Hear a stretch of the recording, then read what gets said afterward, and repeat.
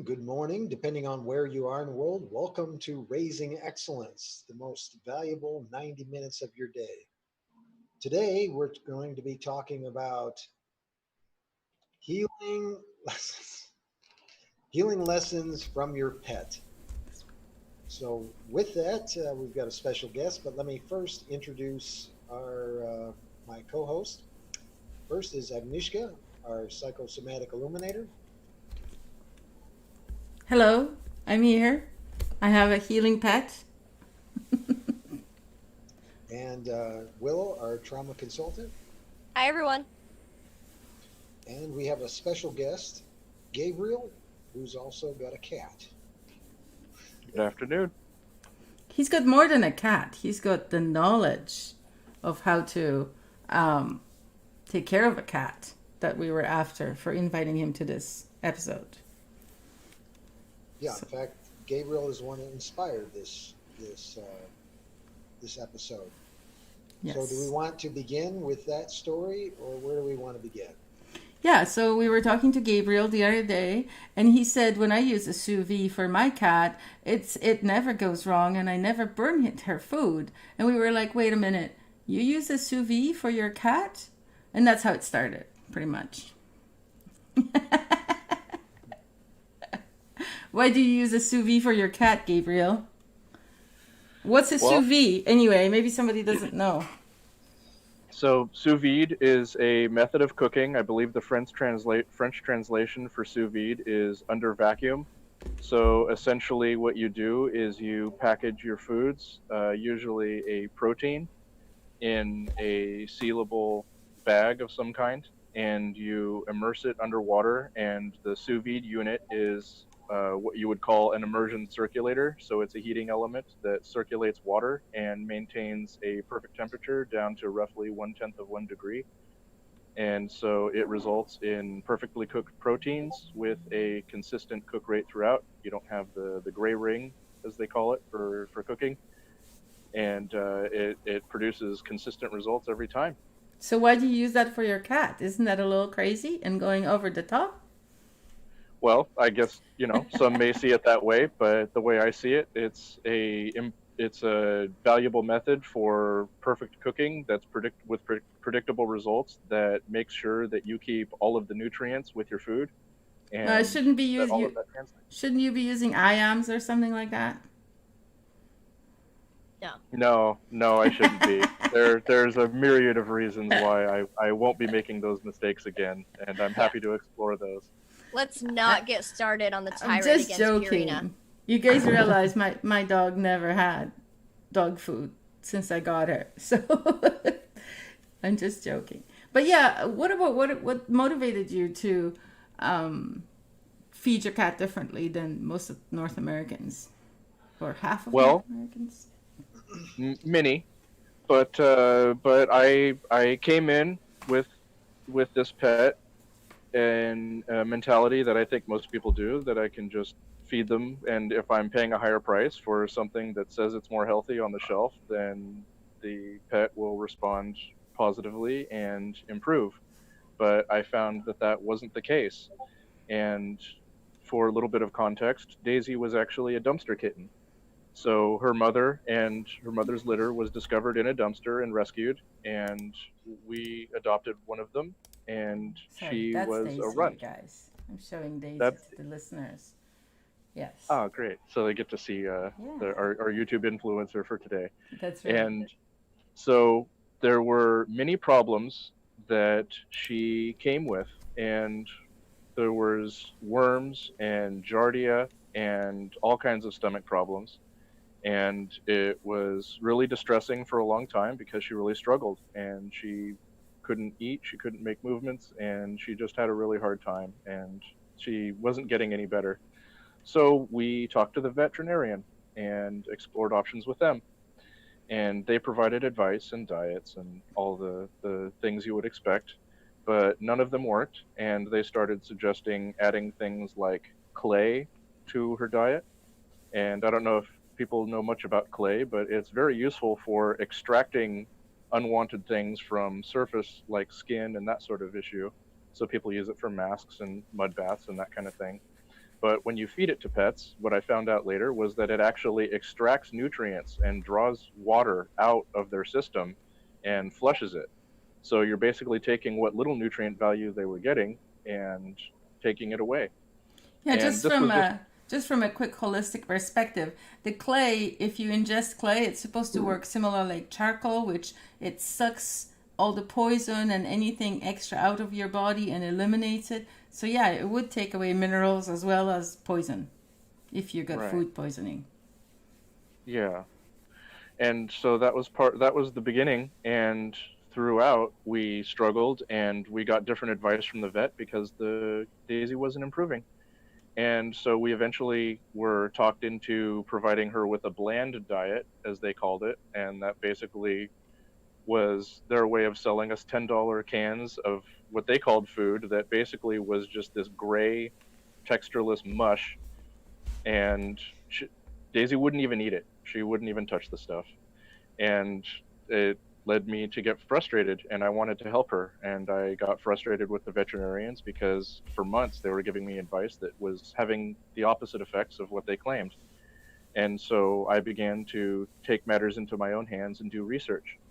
And through that research, I discovered that if you want a happy pet, you look for what they would be eating in the wild, and you do everything you can to provide that for them so that they have the nutrients that they need in the format that they need it. Because bioavailability is a tricky thing.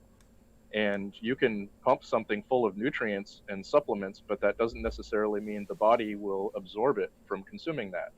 And those So dried really, up little bits, I just really can't see how that could, you know what I mean? I don't know. Humans wouldn't eat that way. Would you eat just like energy bars? no, absolutely not. And I think it's inappropriate to expect Willow that of our would. pet. Look at Well, her. She's like, no, well, actually, I was gonna say, because I found this out. It makes sense when you think about it. A carnivore's teeth are not omnivore's teeth. They don't have grinding teeth. They only have sharp, pointy teeth. So imagine trying to eat things like this. You know, like if you're eating one little hard piece of kibble, you're like, you know, like almost flea biting. You're not able to actually like crunch it up. It doesn't seem like it would be suitable for their actual mouth, like literally. So why would you be feeding an animal something that doesn't even fit with, like, it'd be like trying to feed a cow meat. It doesn't have the ability to do it, even if it wanted it. That's a great point. And that's actually something that took me a while to discover, I'm sad to say. And through some of my research, I found that what at least this particular critter would be eating would be small critters and small birds. And cats don't seem to mind eating a little bit of bone and consuming things that a lot of people recommend against.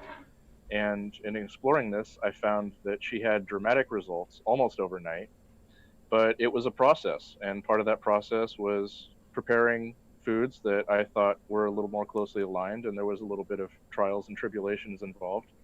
But I arrived at a lot of research that pointed to the same things, and that was primarily chicken in this case. So I make sure that the chicken that I provide, in this particular case, I have better luck with thigh meat, but I make sure that that it comes with the bones and the skin. And when I prepare that, I remove 2 out of every 3 bones. So as I draw the thighs from the package when they're cooked, I just pop out two of the bones and I leave the third, and that goes through the grinder.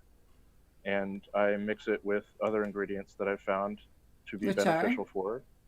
Like? I bet that bone marrow is amazing for her. Yeah. It really had a dramatic impact when we started using that, and she seemed to have much more energy. So I can't pinpoint what it was exactly, but she was more playful, more energetic, and quicker to rise, and always ready to engage, and much more alert. The alertness level was another thing that I noticed. And because this was a process that I feel like I dragged her through in some ways, but she seemed very receptive, and so the changes happened really fast. And maybe towards the end, I'm happy to go over the recipe and what that entails. but it seems to be really beneficial. And I've added ingredients that I think improve her gut health and support her gut biome. And that took the healing from this food to another level.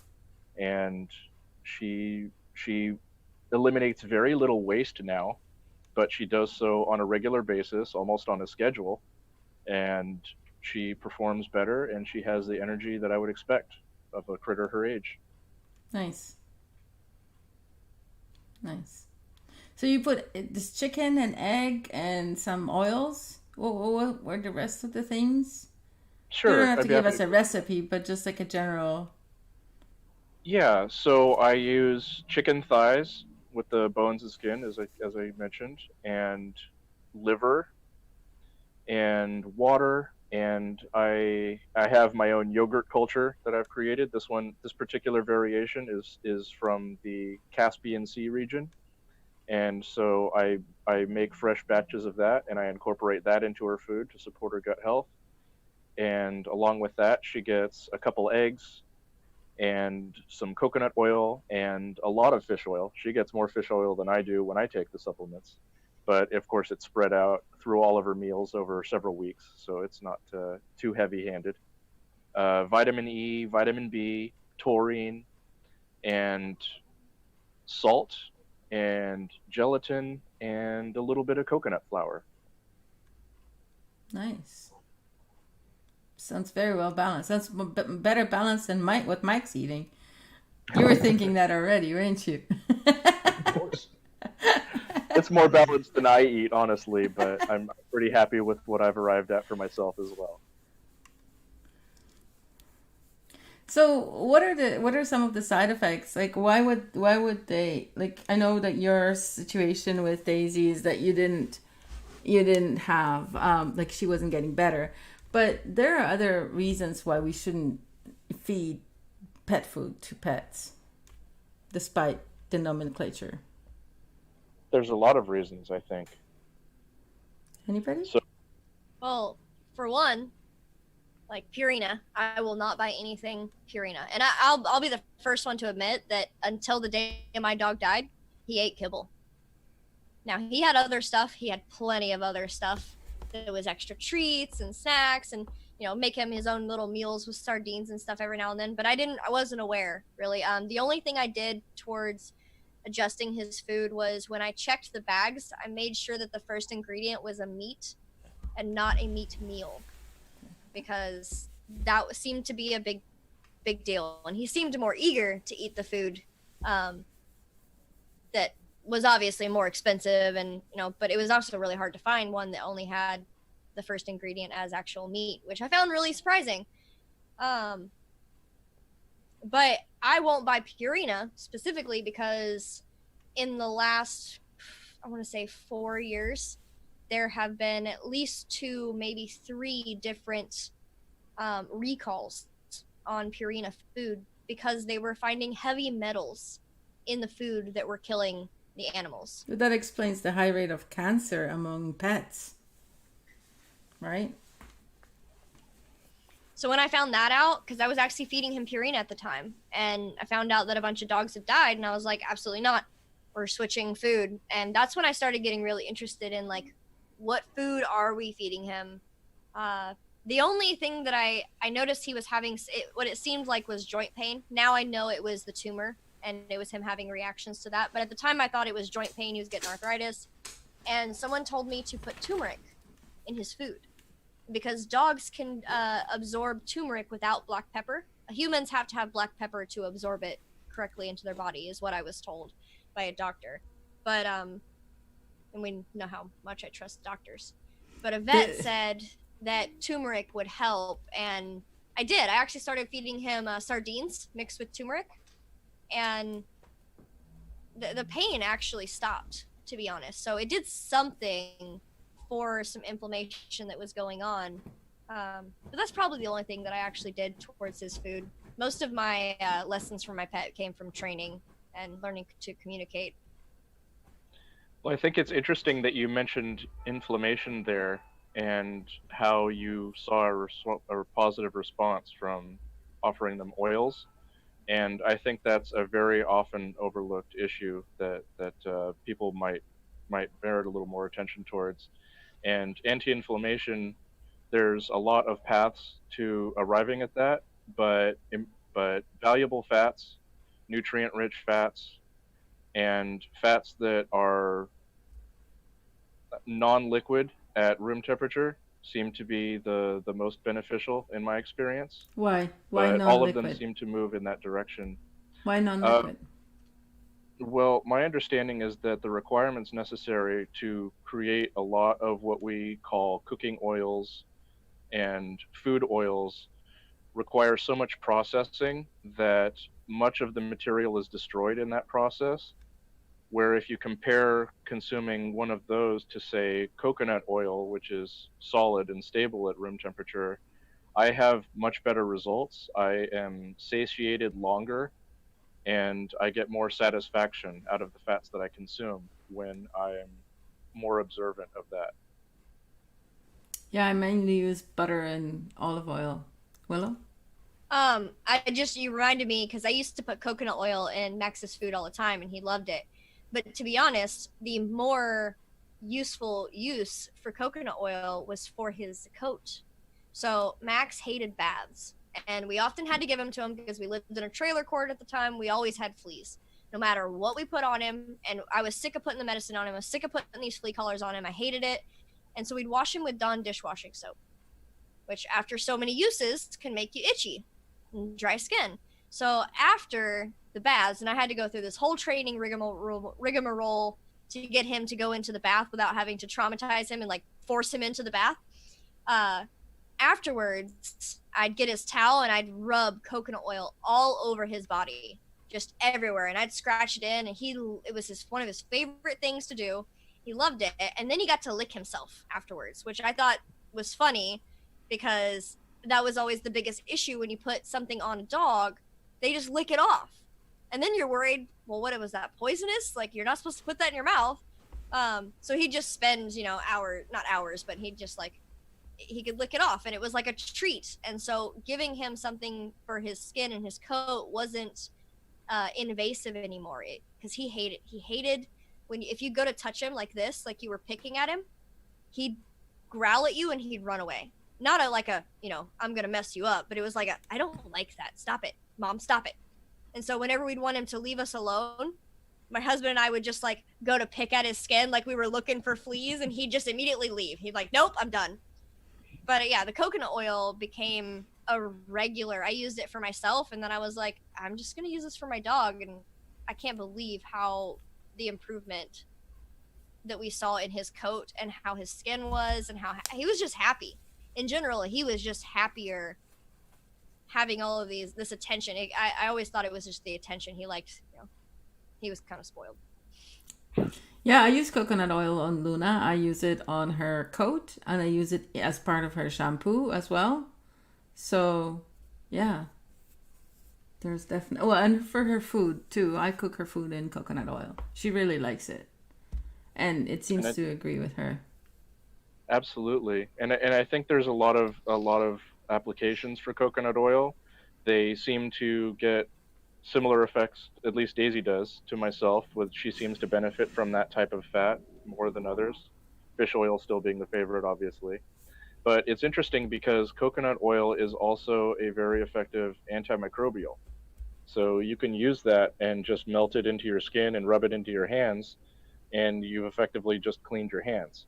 And so it's nice to see that being applied to a cleaning regimen, because that's exactly what it does. And to your point, Willow, it's a great thing for them to consume internally as well as externally, from my experience. And whether they're getting it externally or they're eating it, it definitely yields a lot of noticeable improvements in their coat, and their joints seem to be supported by it as well, to speak to the anti-inflammation a bit more. So do you make shampoo for Daisy, or? She is very violent against bath time, and so that's something that we both deserve a little bit better discipline on. So I don't have an effective routine for that I can count on a regular basis.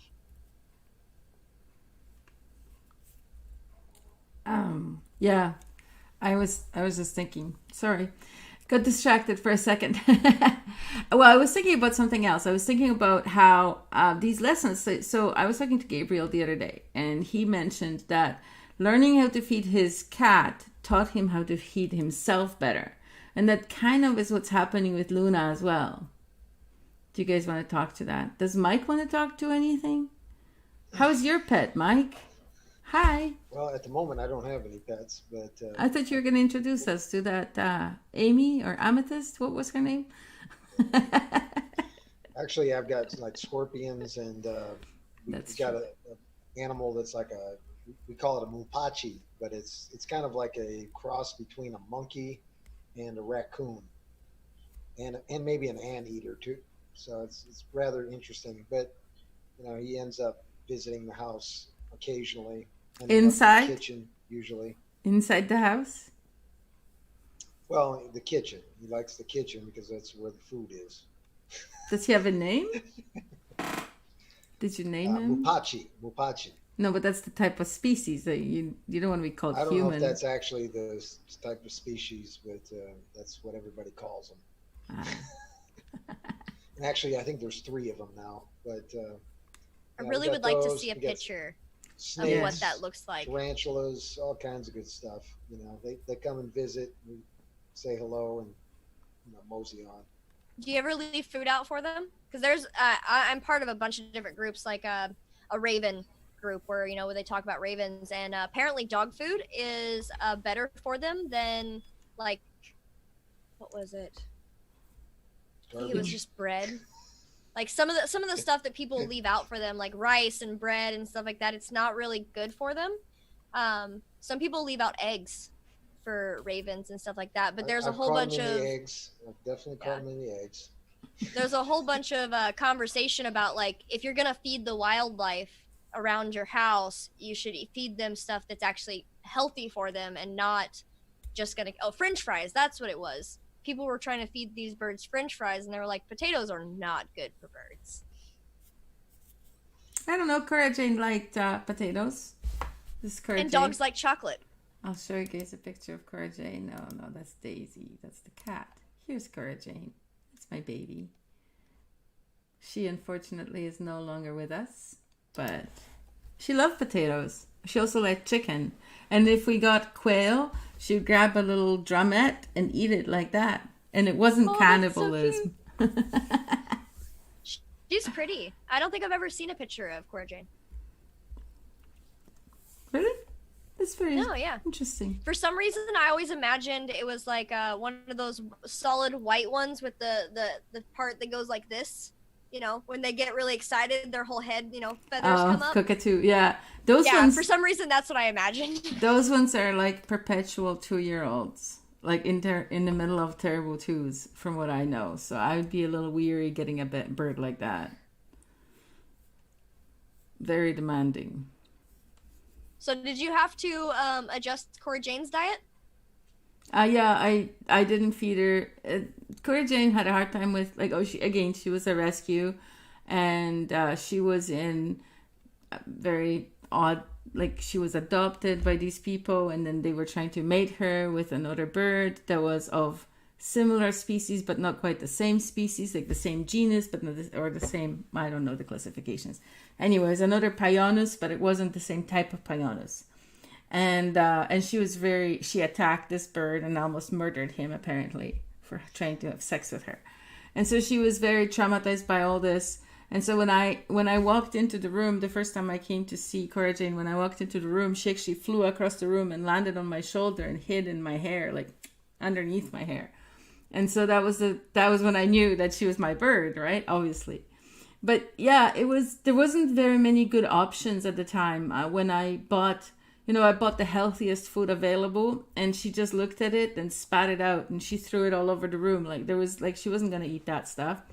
And that was from the vet, right? And so then I tried she liked seeds, obviously, because she's a parrot. She liked seeds. She liked meat. But what I ended up doing is I would buy her this seed blend, like sort of similar to a wild seed blend. Oh, we have a message from a listener. but I'm going to finish my thought first. Similar to a wild bird blend, but a little bit healthier from source from local farmers and things like that. And then I would give her a bowl of that just to have on her cage throughout the day. But then she would also get breakfast, lunch, and dinner, like cut up apples and meat and potatoes, whatever humans were eating that didn't have too much salt, because small bird, no salt. I would pull out potatoes before they were salted too much and stuff. So yeah. So we have a comment from the audience. Sopa King Sweet says, "Hello, great discussion. I live near a, let's say, very large drive-through safari, and McDonald's is right at safari entrance. Idiots feeding giraffe fries, free fallback, fired all over their vans." So I'm assuming that means the giraffes are like, "What is this shit?" and then spit it back at them. Or vomit. Am I correct? I don't know. Yeah, I don't know. or even worse. Sofa King, can you please explain what that means? Also, I love your name, because that's awesome. See, that if the giraffes were spitting it back out, that reminded me of llamas. My dog no. Max. And here, I'll show you a picture. So this is Max, and he's no longer with us, but he was actually my husband's dog. He was here before I was. I kicked him out of bed. So we had a long history of trying to figure out whether he liked me. He liked me, but I was always that one that, when I came along, he had to get out of the bed. And so we had a long history of trying to figure out each other. But I found out that my dog, he was very smart. I would offer him cheese, and he'd eat the cheese. And then I'd pull out some meat, and I'd offer him the cheese again. He'd stick his nose up. He'd be like, "Nope, I know you have the meat out. I'm not eating that cheese." Even though he liked it, he'd hold out for the better treat. And I always thought that was really funny, how animals have this preference that I never really noticed before. It's like, oh, you're an animal, you eat dog food, that's what you must eat. And then to realize that he is probably has probably just as many preferences about what he likes to eat as I do. And that changed how I started feeding him from then on. And I started incorporating food into his training, which really helped. Oh, they shit all over the vans. The giraffes That's not would what get I the was shits thinking. from McDonald's French fries. Oh, why didn't you say so? That's even worse. Well, McDonald's French fries could give anybody bad poops. Well, actually, that reminds me of a hilarious story my stepdad told me. He used to go hunting a lot. I grew up in a family that we hunt. And they were out in the back of a pickup truck hunting geese. Or maybe they were hunting deer, and they saw some geese fly over them. Well, they had their shotguns in the back of the truck, and they were like, "Aha, I wonder what would happen if I just, shot up into the air." Well, they found out. All of those geese got scared shitless. And shit all over the truck, and they were just banging on the truck. They're like, drive faster, get us out of here. But these the birds were just like, "Nope, we're just shitting all over your truck." They can't really help it. They got scared. It's a reflex. They were probably on the same trajectory. And they were flying the same direction, so as the car was moving, they were just flying over top of it. It was bad. Probably similar speed and everything. So, Michael, how do these lessons relate to our own health? Is there a tie-in? Yeah.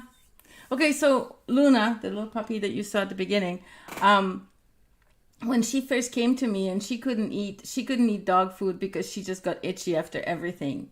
And so, I tried a couple times, and she never ended up eating any of it. She was just itchy after every kind of dog food.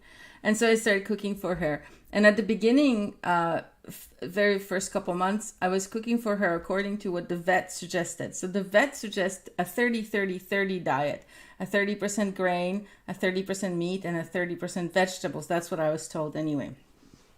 Well, I was told to feed her pet food, and and if she's allergic, to feed her other pet food. But literally, yeah, it was a losing battle. So I fed her this 30-30-30 diet for about a couple months, and she got really fat. Like, she went from being super, super skinny and underweight to being really fat. I was just like, I didn't understand why is this dog gaining so much weight, because she wasn't eating all that much, but like, and her poops were really large. It was just not a good scene.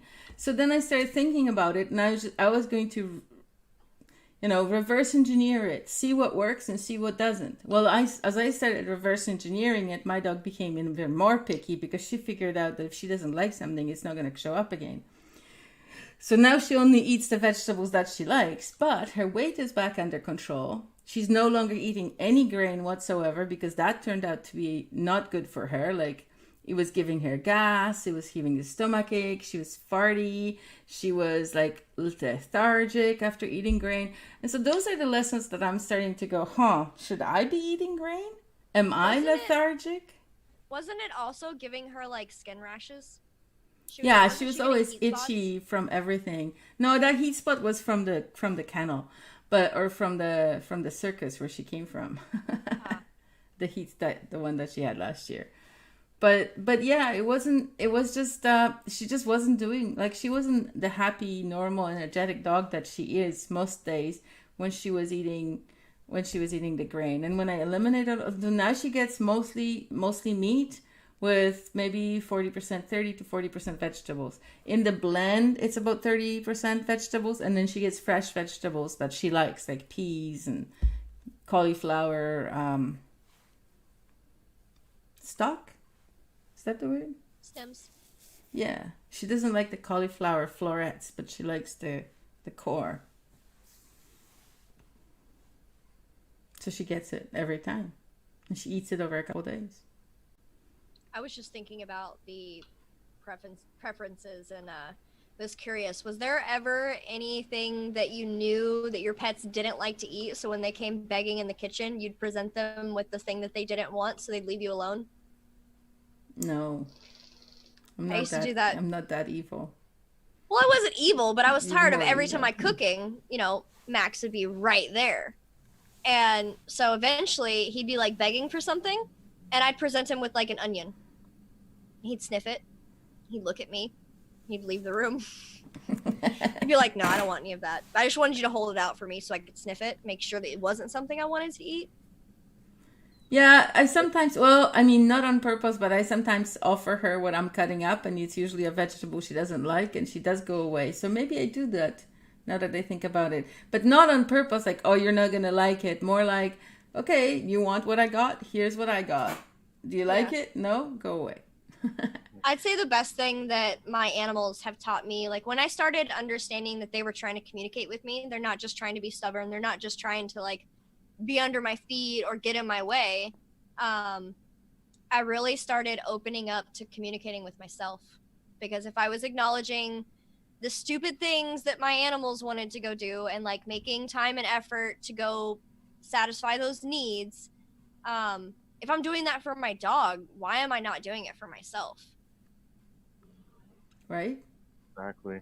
And that's a great point. And to Michael's question, that's definitely a lesson that I picked up as well. Through struggling with these experiences and trying to help my cat overcome everything that she was experiencing and all the stomach problems, I began to take some of what I was learning for her and apply it to myself. And one of the most drastic changes was shifting my diet away from cereal crops. Just like I had done with her, I had eliminated all of the grains and the cereal crops, and she was performing much better. And I made a regular habit of pasta and cereal, bowls of cereal and that sort of thing. But when I cut those out, it only took 3 or 4 months to lose about 60 pounds.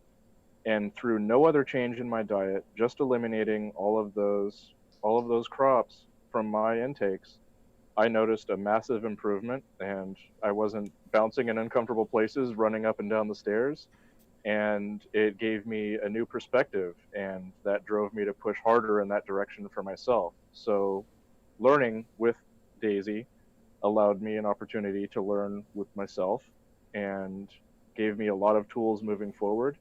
And it's taken a lot of work, but through some tinkering and experimentation and eliminating excess junk. And for example, she was given an elimination diet where she was deprived of almost everything and then just having in things introduced one at a time. And when I applied that to myself, I found how much better my body can perform depending on the foods that I'm choosing for myself. And for everyone, that's different. But for me, over time, that was originally a more vegetarian heavy diet. And over time, through experiences with my gut and some of the backlash that results in eating the wrong things for your body, I discovered that what makes me most comfortable, happy, energetic, and feeling rested was switching out the vegetables and replacing them with eggs, and switching out the main dishes like casseroles and stuff like that I was making and replacing them with steaks and tri-tip. And I can get less sleep and wake up with more energy. And it's all something that I've narrowed down to my diet. And there are other things that I can do to improve that process and make it more efficient. But diet alone has brought me to a place where I feel better on a daily basis than I ever have that I can remember. And so that learning process that I started with Daisy taught me a lot of things about myself and gave me the tools that I needed and the questions that I needed to ask about my own foods and choices around that, and brought drastic improvements, and it continues to get better. Isn't it funny how we prioritize our pets over our own health? Like, it's more important to feed my dog healthy than to feed me healthy. That's interesting. And by the way, Really interesting. I think cereal is the dog food for humans. Absolutely. Highly processed, ultra heat treated. I mean, how much worse can you get? It's like baked to shit. You got no nutrients there, and then they pour some like toxic vitamins, some fake vitamins on it, and tell you it's vitamin enriched. I get very low opinion of So cereal. we have 2 more comments from Sofa King. Sofa King Sweet. So if you wanted to speak, Mike, we can wait until after that. No, go ahead. You can talk. So Sofa King Sweet says that, and I'm gonna paraphrase a little bit. They found that for their cats, providing sprouts and oats and other greens to ensure that they didn't walk too far away. One of them was planting cat mint or catnip near the doorways around the yard. And she also said that they had kidney issues, so they always went to eat the toxic plants that would make them throw up. And it helped them eventually diagnose one of their felines with leukemia. And they think this discussion is very important. And then another one, she said, fact first, cereal companies were dog food companies, which I believe that. I'd have to look that up and make sure it's true, but I believe it. But what really I wanted to talk about was the diagnosing your cat with leukemia. It reminded me of right before Max died, and he had a tumor on the pericardium sac surrounding his heart. He was getting sick a little bit more often than usual, and I just thought it was because I was kind of stressed, and so he was picking up on that, and he was getting sick from all the stress. But now I realized he was eating a enormous amount of grass. Like every time we went outside, he was eating grass. And it wasn't until after the fact, looking back, that I was like, oh, he must have just needed to throw up because he was feeling sick. But yeah, finding out what they naturally are going towards to eat can tell you a lot of things about their own health. Because animals are really smart. When they need something, they'll go find it. Every time Luna eats something she's not supposed to eat that makes her sick, like she sampled some rabbit poop in our yard a couple weeks ago and it made her really sick. And I don't know why. It was supposed to, poop is supposed to balance your digestion. Rejuvenate. It didn't. Yeah, animals will eat that. it to absorb the minerals. Yes. And the leftover nutrients that's in there. It realigns their gut biome, which makes sense because very shortly after I found out that disgusting fact, I realized that there is such a thing called fecal transplants. And that threw me for a loop. I understand it's medically necessary, but I can still be disgusted by it. Well, So before we stray too far, I do want to touch on the cereal angle just a bit. And I'm not familiar with the research tying cereal companies to dog food companies, but one thing I am familiar with is that Kellogg was someone who set out to provide people with certain types of food, and his goals were to prevent people from being so sexually active and have generally having energy. And one of the tools that he discovered and began propagating throughout our culture was that breakfast was important, and that an important breakfast when you start your day is to consume cereal crops, And particularly toast. grains and oats and toast and that sort of thing. And both are lies, essentially. And Yeah. And again, through my actually, research, that's revealed to be true as well.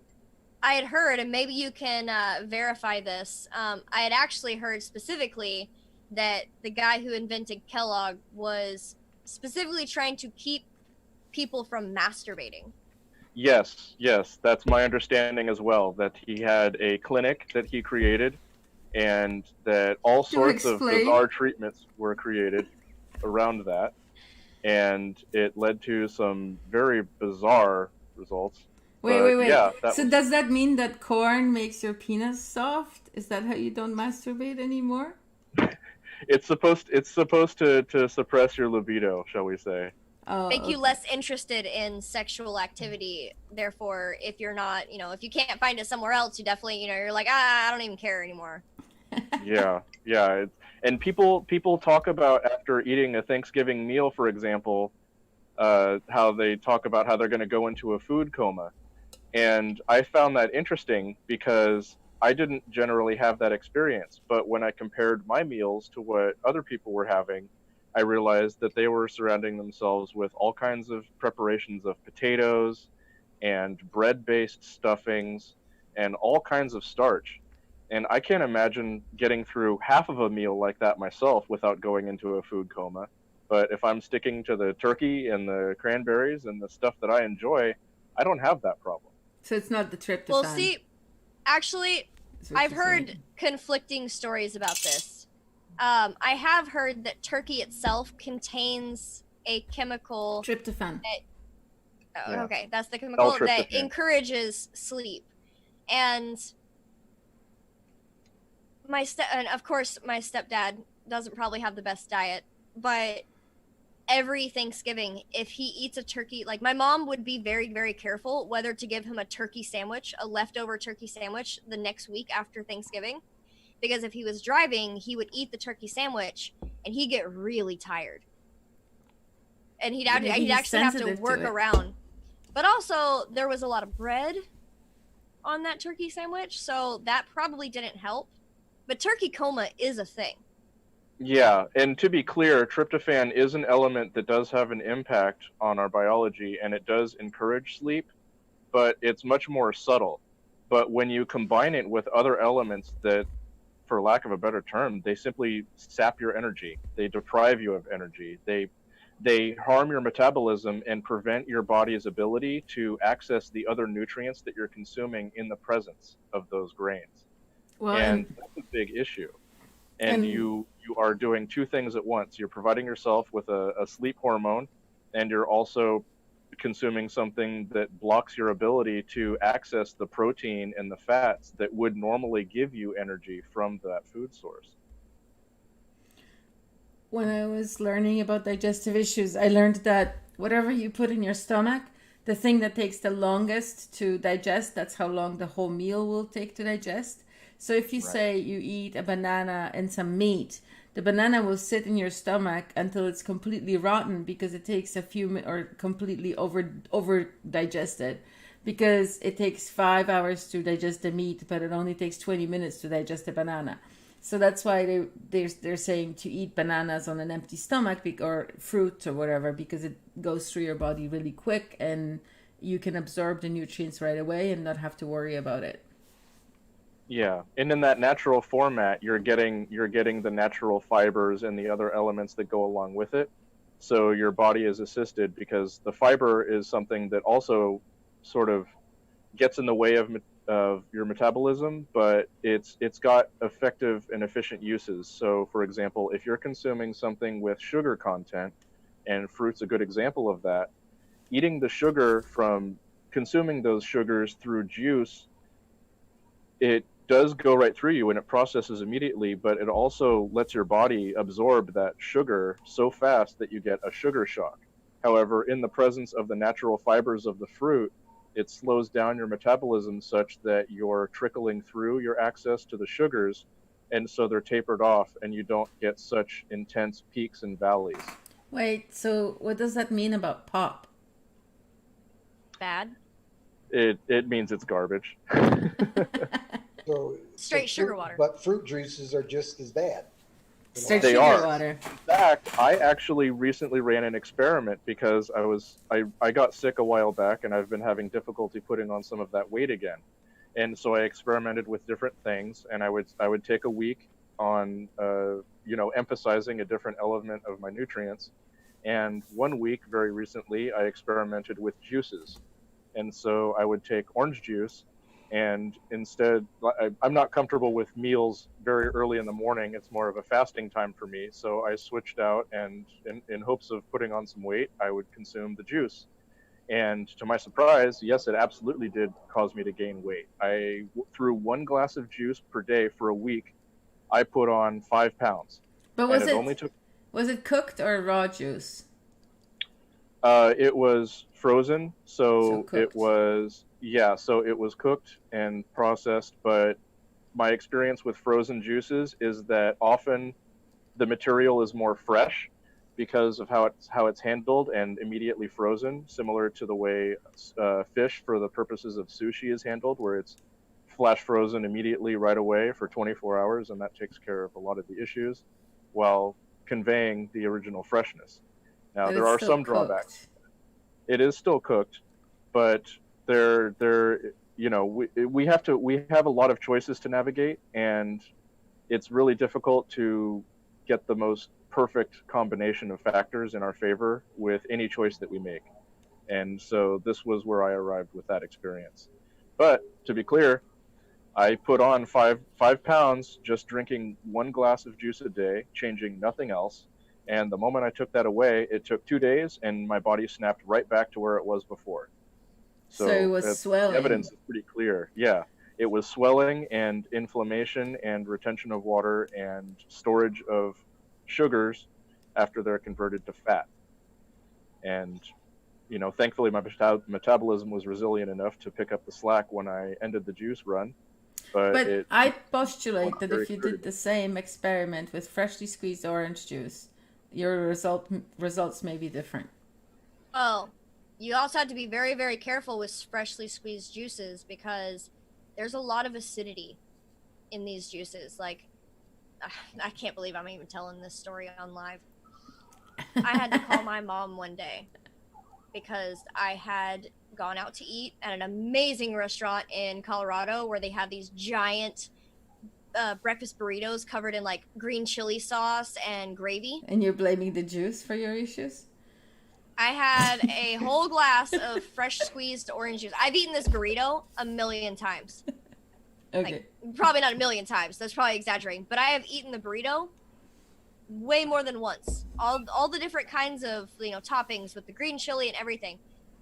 But they had fresh squeezed orange juice, and I had to call my mom the next day and go, I am in so much pain. Apparently, there's so much acidity, and this is what happens to young children if you don't dilute like apple juice and stuff. They get a diaper rash. Like, it literally burns your butt. So I had to call my mom, and I was like, Mom, my butt hurts. Wait. How do I stop You're it? eating tacos and you're blaming the orange juice for your butt pain. It had to have been the orange juice. It had to have been because I have eaten the Maybe it's the breakfast burrito. combination. I don't The think so. reactivity of the green chilies with the so there's a few things that I see there. First of all, it's a restaurant orange juice, right? It's not like homemade orange juice. So do you know about the cleanliness of the machine and what they did and what quality of oranges they did and how did they doctor the oranges to make it taste good? Like, if the oranges are sour, They sometimes mix stuff into the juice. That I mean, it's- I don't know, because when I was going out to eat at restaurants at that time, I wasn't very aware of what was going on. But the only difference was this place actually had fresh squeezed, and you could see the machine where they like had the oranges, like it was freshly squeezed. And all I know is I drank way too much of it and had a really bad, really painful reaction the next day. Well, the bacteria down there is very sensitive, you know. It can go out of balance true, quite easily. But the thing is, it was a diaper rash. It was basically the same, like the acidity level. I've seen this happen on children who have drank straight apple juice, and they drink too much of it, and the acidity from it actually burns their skin when it comes out. Yeah. Well, but we have to listen to our body. Everybody's different. Michael? Well, I was going to, Gabriel was talking about sugar, and, a lot of the starches and the carbohydrates really turn into sugars, and a lot of the food that supposedly is diet food is loaded with things that really turn into sugar. Or just sugar. Yeah, and so, yeah. So, I mean, sugar seems to be like the worst culprit for doing harm to our bodies. But what do you get to say about sugar as far as like all the things that can possibly go wrong by eating, the stuff that they add in, and they call it diet food because it's low calorie. I like sugar, but I'm eliminating it from my life one thing at a time.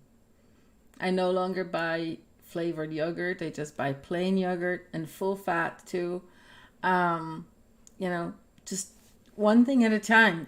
There are so many things. Like if you buy commercial products, like I stay with single ingredient groceries, which some people think is very strange, but like apples, potatoes, bananas, whatever. I do eat potatoes still. But yeah, it's better, but you don't have to eliminate all sugar at once. You can just take more care to make sure that every meal is as healthy as possible. And still have cheesecake. Right, Willow? We have another comment. I just said Sofa cheesecake. King. I know, I'm trying to ignore it. Sofa King, yes. I'm not seeing any new comments from Sofa King. Well, I had one. I'm assuming they were responding to my comments about coconut oil, which coconut oil is one of those things that does help acidity burns.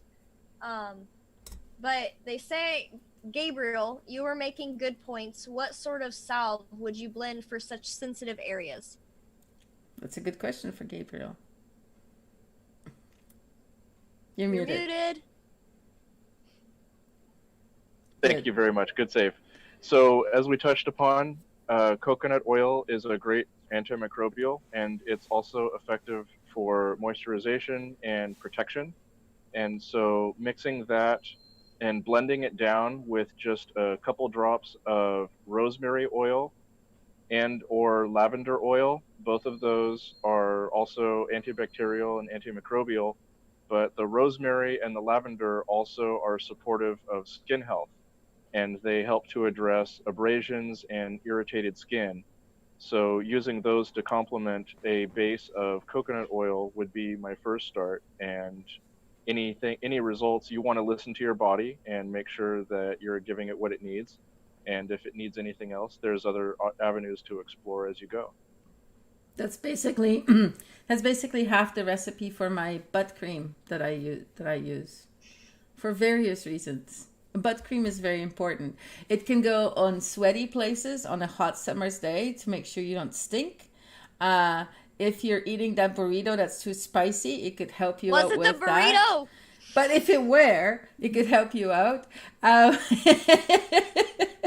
It can, there are a lot of things that, you can alleviate with like a little application of butt cream, even after the shower. If you're going on a long drive or you're going to have a stressful day, whatever, taking care of all those sweaty places with a nice butt salve is beneficial to your whole thing.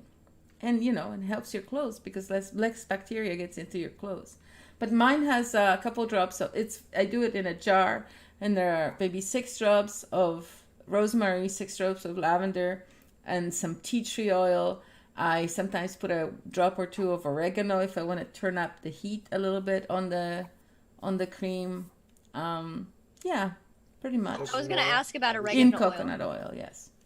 Yeah, oregano oil is good. That's one that I overlooked. Oregano and rosemary oil are really good for. One that I like to use, I'm not sure if it has any medicinal benefits. I usually just use it as a mixture, a carrier for other oils and stuff. But hemp seed oil.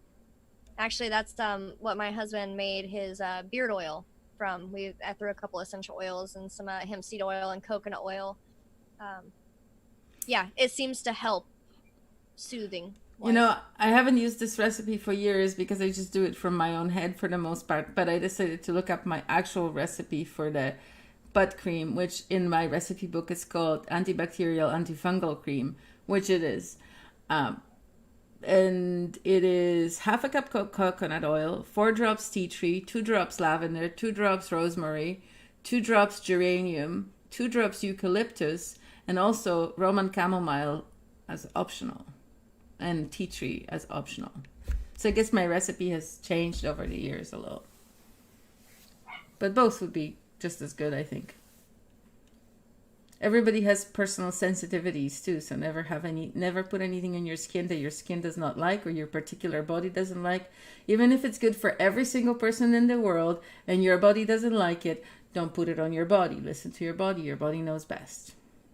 Absolutely. So actually, that ties into the other comment that Sofa King has put up. They're on a roll. I'm enjoying this. Like every time I look over, I'm not there's getting new these comments anymore. You're in charge now. Maybe. I haven't gotten comments from Sofa King for a few minutes. They asked how much is too much per essential oil. I eyeball it, and my response is the same thing we were just talking about. It's up to you. Eyeballing it is fine. You should do the testing, like on a certain area. You should have your little essential oil dilution and put it on your skin and wait a few minutes, because if it's too strong, you'll feel it. You'll know. Like and when then I get essential oils, yeah, with wash soap. it off immediately. I will notice whenever especially my lemon eucalyptus, it's really strong. And if I have it on my hands or something and I go to touch my face will, I'll feel it immediately. And I'm like, oh, that's really strong. I need to wipe that off, or I need to like dilute it with water, something. Because essential oils will burn your skin if you're not careful. Especially and I don't think a lot of people, oil. I don't think a lot of people know this, but cats don't do well with essential oils. I was told that it was all essential oils, that they're not able to process them. But I've heard recently that other people say there's certain essential oils you can't use on cats. Well, yeah, it's important you discriminate very heavily on that, and you're very careful. I make it a practice not to introduce any to Daisy, but there are some that are more exemplary of what you described than others. And it's just important not to overwhelm. So in terms of creating something for yourself, I would never start a mixture with any less than 75% of your carrier and 20 to 25% of essential oils. And I would actually start with even less than that on the essential side and work my way up rather than working my way down. So spot testing is very important, and starting it with a mixture that you're comfortable with, maybe 90-10 to start with in terms of percentage for a ratio of carrier, something is okay for your skin, versus the essential oils which you're experimenting with. And you can always step it up, but it's really hard to step it back down once your skin starts absorbing. And wash it off, or go ahead. Especially with cats, the weird thing is that using oils on cats is one thing, but some essential oils cannot be used in the room with cats, right? So we have to be careful. I think it's eucalyptus, isn't it? Eucalyptus? Yes, that actually, and it's not just the essential oil for eucalyptus. Some people will hang eucalyptus leaves in their shower. That is also toxic to cats. Eucalyptus in general is bad for cats. So it doesn't really have to do with the essential oil. the reason it's essential oils and certain ones is because cats don't necessarily have a way to eliminate these oils. Right. So they just build up to toxic levels inside the body. I think it has to do with how they perspirate. Yeah. And that's another note that's worth making, is that if you can smell it, you're absorbing it. So that applies to every good and bad thing you can think of and all the implications that entails. But that's a really important thing to note, that if you have really strong odors after handling essential oils, then you might want to clean your environment a bit before you call it finished, just to protect yourself and any of your loved ones, furry or otherwise. Sofa King just commented again with something I can heavily relate to. They said, "Oh yes," with a very shocked emoji face. I have had some instances in the shower. Beware after shaving. And yes, don't put essential oils in sensitive areas or where you have just shaved, because it will burn. You'll be like that, the kid from Home Alone when he throws the aftershave on his face and he just starts screaming. Yeah, that'll be you.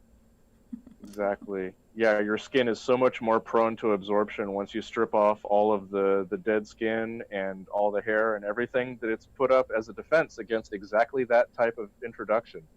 And so that's a really important note, and I'm glad you made that. And also after a shower, your pores would be really open, so it would go in and burn more.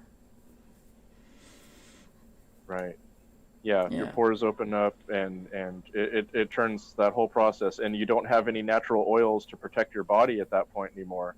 So you're that much more prone. Your pores are open, your defenses are down, and all of the circumstances are set up to introduce toxins, sensitive elements that can really hurt you if you're not careful. And then you'd be scrambling for the soap again. Get it off me. Oh, yeah. Get it off me. Yeah. So what other lessons did we learn from our pets? What about emotional lessons? Have you guys learned any emotional lessons from your pets? Yes. That wasn't a yes or no question. You said, "Have Please you?" And I said, elaborate. yes. Okay. I was just saying yes because it is very emotional. So this is Cody, or was Cody. He was my dog. He was my first dog that I had for myself, and it took me a long time to realize how much he actually meant to me. I was not a good pet owner when I was 19. I didn't know how to take care of a pet. I just thought they were there for my entertainment. Like, I loved them, but they were just kind of there. And Cody helped me realize how important it is to have someone in your life who loves you just for you. And the lesson that he taught me this was because I was a bad pet owner, there were times where he'd chew on my stuff and he'd ruin something that I absolutely loved, or he'd just make my day just worse because he's shit all over the floor. He wants to go do this. I didn't know how to communicate. And I'm not gonna lie, there was a couple times where I threw a book in his general direction, scared him, and I shouldn't have. I felt bad for 8 years later, but no matter what, the second I got home, this dog was right there and just so excited. Like, it was the highlight of his day to see me. And that was what really made me take a second and be like, all right, well, if this person or if this dog means so much to me, they think that I'm the world to them, no matter how bad I am, I have to be a little bit better for my dog. And I don't know, that was an emotional thing for me, was realizing that at my worst times, I had this little dog that just thought the world of me, and I could do no wrong. I don't know, it made the responsibility my responsibility to change and be a better person, and be the person that my dog thinks I am. That really resonates with me too, and through similar experiences I've come to similar conclusions. And if I had to summarize it, I would say that they assist me with my communication skills in a way that I was never asked to do for any other humans, and it's made me try harder to connections disconnects, and to really and observant of their happiness and needs. And some people refer to these animals jokingly as their children, but I think it doesn't necessarily have to be that blatant for everybody, but I think there are important lessons in communication and relationships and what love means. And I think they have new lessons for us every day on those fronts. And I'm still learning just like everyone else. Nice. How about you, Agnieszka? What about me? What's the question again? What question did I ask? lessons? What emotional lessons? Yeah. Oh, geez. I remember when Cora Jane died, and she was still teaching me lessons after she died. She was teaching me about patience and kindness and understanding and forgiveness. And she died. She was already dead. And I remember the week after I had, see, you guys are going to make me cry again. I remember the week after I had she died, and I had this understanding that she was still there and she was still supporting me. She was there for me for 20 years. I went from being, bye Gabriel, he'll be back. I went from being a young 20-something-year-old, early 20s, to being in my 40s, with this same pet who was always waiting for me when I got home and yelling at me if I did something wrong. She's really good for the most part. I Welcome keep thinking about the two lessons that Cody taught me. One was patience and understanding, because I don't do well when you wake me up in the middle of the night. And this dog would not wake me up. He would wait in the morning until he knew that I was awake and I opened my eyes. And then at that moment, he was like, all right, Mom, I need to go outside. Please get up now. I know you're awake. But he would not wake me up. He would wait. And so sometimes I'd play dead or pretend to be asleep and just be like, no, I'm not gonna. I wouldn't open my eyes, because as soon as I open my eyes, he's like, all right, Mom, let's go. I gotta go. But he did this one night. He woke me up in the middle of the night, and I was pissed off, of course, because I was like, it's 2:00 in the morning. Why are you waking me up to go outside? So I took him outside. He made it to the edge of the doorway and vomited. And I just remember the look that he gave me. He just looked up at me like, Mom, I'm so sorry. I tried. And I was just like, it's okay, buddy. Go back to bed. And at that moment, I realized that he would not have woken me up if he didn't feel sick. And that meant so much to me, because I never expected a dog to have that kind of courtesy for a human, And the second lesson was about commitment and always being there. And sorry, this one's probably gonna make me cry, because it's real emotional. My dog died in a really tragic altercation with another dog in my backyard, and I wasn't there for it. When I got there, my roommates had presumed that he was dead because he was not breathing, and they had wrapped him in a rug and put him in the shed. And I opened the shed door, and he was gasping for air, and so I hauled him to the vet. We got to the vet, and they told us that you're looking at a really, low chance of saving him. And I said, okay, we'll put him down, because he's in pain and he's suffering. And we got to put him down. And I remember they brought him into the room and they put him in my arms, and he hadn't looked at me the entire time. But as soon as they popped him with that medication, he flipped because he was fat as shit, he flipped his whole body over. And he just looks at me, and he realized that I was there. And then he laid back down, and he was all calm. It was just kind of oh, hey, Mom, I'm glad you're here. I can relax now. And he just laid there and, put him to sleep at that point. But that moment, I'm so glad. Gonna make us all cry, I know. But that moment meant so much to me, because all he wanted, all he needed at that moment was to know that I was there. And I was. And ever since then, I have always been like, I have to be there. Like I don't like leaving my pets alone for too many hours. It really bothers me because of that moment where I'm like, if something were to happen, I want to be there. And that's exactly what happened with Max when he died. He had a heart attack while he was running in our hallway, literally right outside. And he was having the time of his life and he was excited. And then he had a heart attack.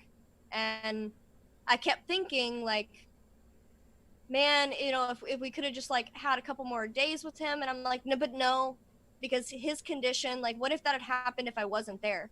And that feeling was so much worse than having to deal with them, you know. And after that, I started getting really triggered about people who would just take their animals to the vet to be put down for whatever reasons. Maybe it was legit, maybe it's not. I don't even care. The people who leave their animals to be put down by themselves, like, it's heartbreaking to me, because that these animals, they teach me about what it means to be there for other people. Oh, they do that with children too, you know. Yeah. They just leave them. Well, I think that's, you know, that is a real lesson, is being observant enough to understand how to communicate with an animal is really a great lesson for learning how to have patience when it comes to communicating with other people, especially in the times that we have these days. You know, there's an amazing amount of communication that can happen, as you guys have already pointed out. And you know, I've certainly had a lot of pets over the years, and you know, it has always been something that each animal has got its own unique character, and discovering that is really, you know, quite an adventure and an interesting part of life that you know, really makes a difference. The last thing that Sofa King said was mentioning about how she likes, I think it's a she. We don't know if it's a she. How do you know it's a she? Likes We the... have confirmation on that. She called herself, she said, I thought I was a good mom. Looking back, I have similar regrets about, you know, pets. So we have confirmed that she is a she. Okay. Sofa King said that she loves her outdoor flowers, and you know, she cares for her seedlings like they're little kids. And I can really relate to that, because I feel strongly about my plants too. And if I take responsibility for another being a plant or an animal, I'm going to take the best care possible with that, of that person, or person. I don't know. The entity. The life there. Right? Creature? Yeah. Sorry, Sofa King. Gabriel, you're too late for regrets. Yes, Gabriel's muted, but he's smiling. It's all life, and I think the more we allow ourselves to connect with life in all its various forms, I think the better people we can become. So taking whatever makes you happy and capitalizing on that, and trying to expand and explore that, I think could benefit many people. Yeah, I agree. I think that's probably it for this show, unless you guys have something else. I'm all verklempt now. Yeah, it's gonna be an emotional night for me, because it gets a little emotional when you think back of all the lessons that they've taught you. And the most heartbreaking part of it is a lot of times you don't learn these lessons about them. They continue to teach you lessons after they're dead, and then you can't say thank you, and you can't show them what you've learned, and that kind of breaks my heart sometimes, but it's also, I'm very, very grateful. Yeah. I think there's a lot to that, and I think if there's any positive elements to be taken from that, it's letting them guide you in future relationships so that you can be a better pet parent or a pet caretaker of plants, or whatever connections you choose to make. I think all of the lessons, as life passes you by, is to take them and carry them forward and allow them to guide your love into new relationships. Yeah, Take care of your friends too. Hugs. Very well said. Exactly. Yeah, very well said.